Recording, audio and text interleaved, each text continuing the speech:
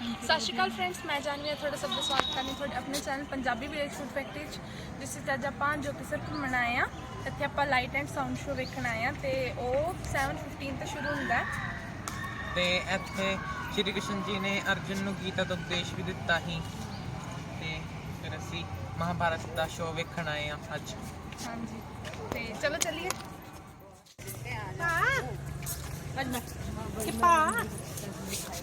रुक जाओ।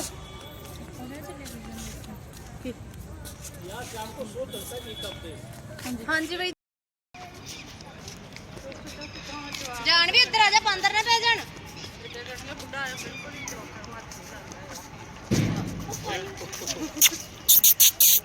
यार आ रखा ही अपने कॉल करने ने, हम क्या करें तो घूमो।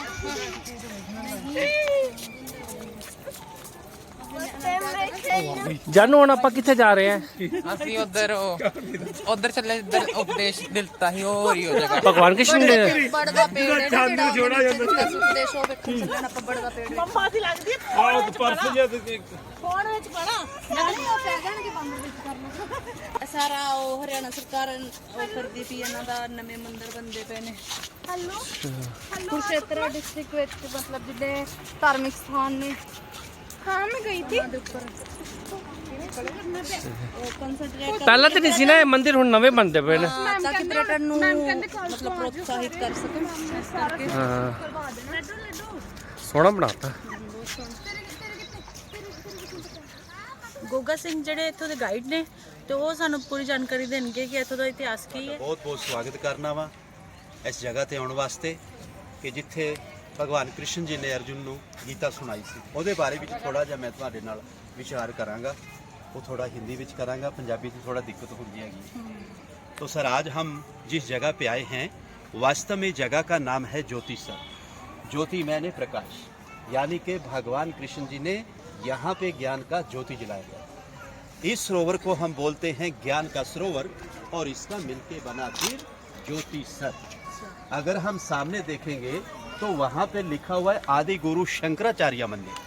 ये आदि गुरु शंकराचार्य जी बताते हैं कि 1200 साल पहले जब उन्होंने पूरे भारत को घूमा, वो घूमते हुए यहाँ पे आए। जिदा कि गुरु नानक देव सी, वो जिथे जिथे उन्होंने घूमे ने उथे उथे अज उन्होंने गुरुद्वारे बने हुए ने।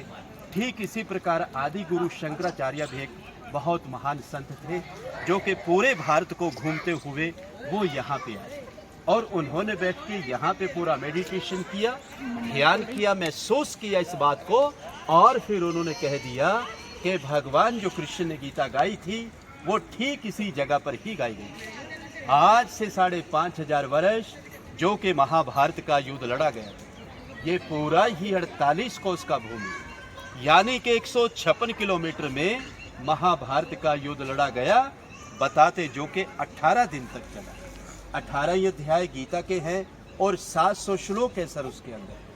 आज जितना भी श्रद्धालु यहाँ पे दूर दराज से आता है, चाहे वो मुंबई से आता है, दिल्ली से आता है, चंडीगढ़ से आता है, पंजाब से आता है, हरियाणा से आता है, वो भारत के किसी भी कोने से आता है।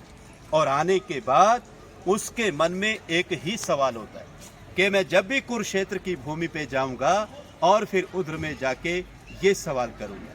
सर उनका सवाल होता है सीधा साधा सा कि हमें वो लाल मिट्टी तो बताइए कि किधर है, क्योंकि उस समय बहुत ही भयानक युद्ध हुआ था जिसके कारण वो पूरी की पूरी धरती लाल हो गई थी एक बार। लेकिन आज वो लाल धरती हमें यहाँ पे अब दिखाई नहीं देता। क्यों नहीं देता? जिस तरह से कहते पहाड़ों का पानी आता गया, मिट्टी आती गई, वो परतदा परत बनता गया और जो लाल मिट्टी था वो गहराई के नीचे तक चला गया धीरे धीरे करके, और दूसरा मिट्टी ऊपर आता चला गया। इसलिए हमें वो दिखाई अब नहीं देता। कहते हैं कि फिर इसी जगह पे आके अर्जुन का जो मोह था वो पूरी तरह से भंग हो चुका था।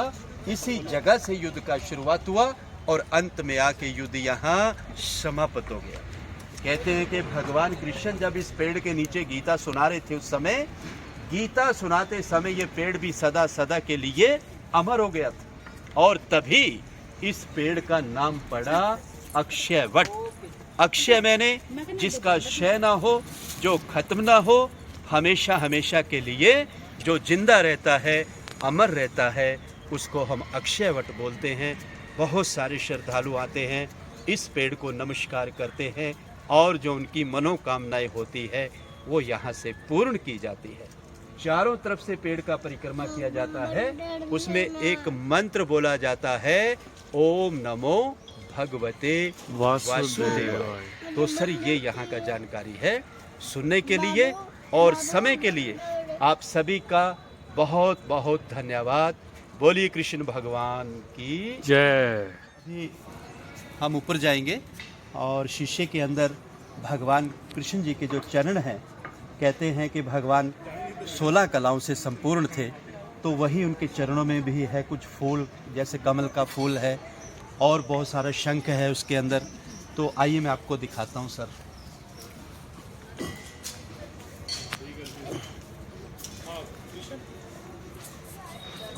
ये है सर चंद्रमा है, जैसे कमल का फूल है इसमें, और भी बहुत सारी, जैसे कोई हम काम करने से पहले तो पूजा अर्चना करते हैं, तो वो भी मंत्र जो है इनके पाँव में है सर।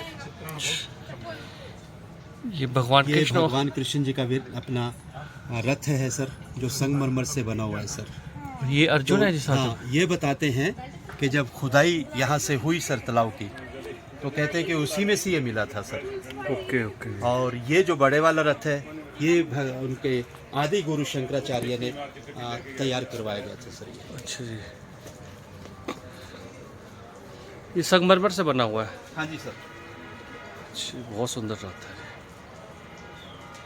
तो सर आप इसकी परिक्रमा कीजिए ऐसे, ठीक है जी, तरफ से। ठीक है जी, ठीक है। कितनी परिक्रमा करनी है इसकी जी? सर एक भी कर सकते हैं, एक ही कर लीजिए। अच्छा, एक भी कर सकते हैं? एक भी कर सकते हैं। ओम भगवते वासुदेवाय नमः। ओम नमो भगवते वासुदेवाय। ओम नमो भगवते वासुदेवाय नमः। ओम नमो भगवते वासुदेवाय। बोल बोलो, ओम नमो भगवते वासुदेवाय बोल। माइक रही है। ओम नमो भगवते वासुदेवाय नमः। ओम नमो भगवते वासुदेवाय। ओम नमो भगवते वासुदेवाय। ओम नमो भगवते वासुदेवाय। ओम नमो भगवते वासुदेवाय। ओम नमो भगवते वासुदेवाय। ओम नमो भगवते वासुदेवाय। ओम नमो भगवते वासुदेवाय। गुरु ग्रंथ ਸਾਹਿਬ ਜੀ ਵਿੱਚ ਭਗਵਾਨ ਕ੍ਰਿਸ਼ਨ ਦੇ ਬਾਰੇ ਬਹੁਤ ਦੱਸਿਆ ਹੋਇਆ ਹੈ। ਹਰ ਭਗਤ ਦੇ ਭਗਵਾਨ ਕ੍ਰਿਸ਼ਨ ਦੀ ਵਰਣਨ ਹਰ ਭਗਤ ਜਿਹੜਾ ਹੈ ਭਗਵਾਨ ਕ੍ਰਿਸ਼ਨ ਦੇ ਬਾਰੇ ਜ਼ਰੂਰ ਦੱਸਦਾ ਹੈ।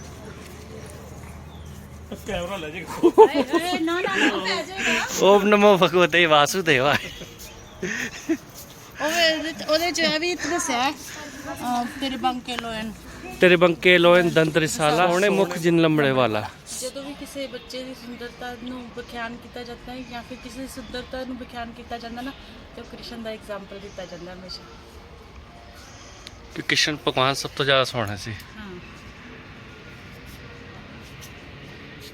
ਹੁਣ ਬਸ ਲਾਈਟਿੰਗ ਸ਼ੋ ਸ਼ੁਰੂ ਹੋਣ ਵਾਲਾ ਹੈ ਤੇ ਹੁਣ ਅਸੀਂ ਬਸ ਚੱਲੇ ਹਾਂ। ਉੱਥੇ ਵੇਖੋ ਸੀਟਸ ਲੱਗੀਆਂ ਹੋਈਆਂ ਨੇ, ਉੱਥੇ ਬੈਠ ਕੇ ਆਪਾਂ ਸ਼ੋ ਵੇਖਾਂਗੇ। ਸ਼੍ਰੀ ਕ੍ਰਿਸ਼ਨ ਜੀ ਦੇ ਵਿਰਾਟ ਰੂਪ ਦੀ ਮੂਰਤੀ ਤਿਆਰ ਹੁੰਦੀ ਪਈ ਹੈ। शेषनाग है ਵਿੱਚ ਸ਼ੇਸ਼ਨਾਗ ਹੈ। पर अजय ओपन नहीं हुई है। ਅਜੇ ਤਾਂ ਕੱਪੜਾ ਪਾਇਆ ਹੋਇਆ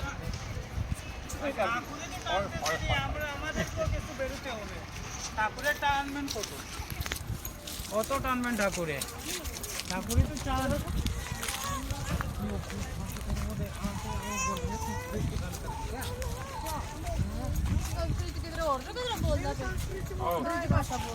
ਇੱਥੇ ਹੁਣੇ ਬਸ ਲਾਈਟ ਐਂਡ ਸਾਊਂਡ ਸ਼ੋ ਜਿਹੜਾ ਸਟਾਰਟ ਹੋਣ ਵਾਲਾ ਹੈ। ਉਹ ਹੈ ਕ੍ਰਿਸ਼ਨ ਆ ਗਿਆ। इस देह में आकर हमारी आत्मा बचपन, जवानी, बुढ़ापा इन सभी अवस्थाओं को प्राप्त करती है और फिर एक देह से निकलकर दूसरे देह में चली जाती है।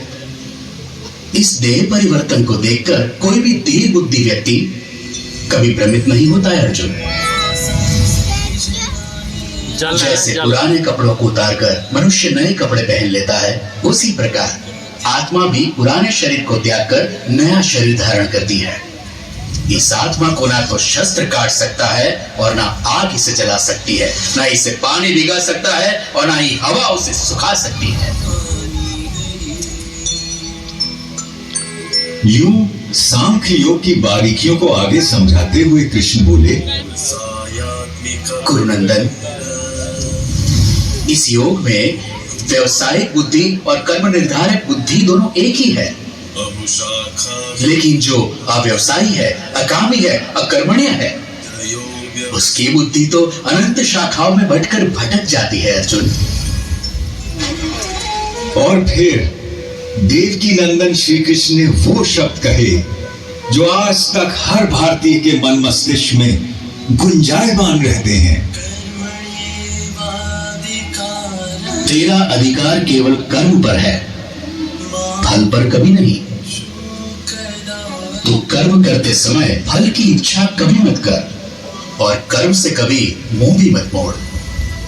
काश कि मनुष्य ये बात हम पेड़ों से समझ लेते, जो सारे संसार को, मनुष्यों, पशु पक्षियों को निरंतर फल देते हैं, किंतु स्वयं उस फल के भोग के बारे में कभी नहीं सोचते। वरना तो सारे जंगल, सारे पेड़ पौधे, सारी वनस्पति कब की नष्ट हो जाती और उसके साथ संसार में संपूर्ण जीवन भी।